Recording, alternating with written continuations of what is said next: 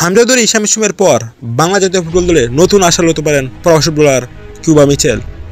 ইংল্যান্ডে বেড়ে ওঠা তরুণ ফুটবল প্রতিভা কিউবা মিচেল বর্তমানে সান্ডারল্যান্ড এফসি অনূর্ধ্ব-21 দলে মিডফিল্ডার হিসেবে দুর্দান্ত পারফর্ম করছেন।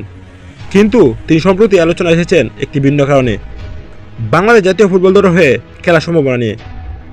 যদিও কিউবা মিচেলের জন্ম ইংল্যান্ডে এবং তার পাসপোর্ট ইংল্যান্ড ও জামাইকার হলেও ফুটবল মহলে জোর গুঞ্জন উঠেছে যে তার পারিবারিক শিকড় বাংলাদেশে, বিশেষ করে তার পিতামহী বা মাতামহীর দিক থেকে বাংলাদেশের বংশধারা রয়েছে বলে জানা গেছে।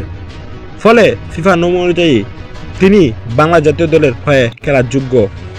বাংলাদেশ ফুটবল ফেডারেশন বাফুফে ইতিমধ্যেই কিউবা মিচেলের পরিবার ও এজেন্টের সঙ্গে প্রাথমিক যোগাযোগ করেছে। বিষয়টি এখন আনুষ্ঠানিক না হলেও আশা করা হচ্ছে 2025 সালের শেষের দিকে তাকে জাতীয় দলের ক্যাম্পে ডাকার সম্ভাবনা রয়েছে। ফুটবল বিশেষজ্ঞদের মতে সাবেক ফুটবলার বিশেষজ্ঞরা বলছেন, যদি কিউবা বাংলাদেশের হয়ে খেলেন সেটা হবে আমাদের ফুটবলের জন্য একটি বিশাল অর্জন। এমন প্রতিভাবান মিডফিল্ডার আমাদের দলে দারুণ ভারসাম্য নিতে পারে।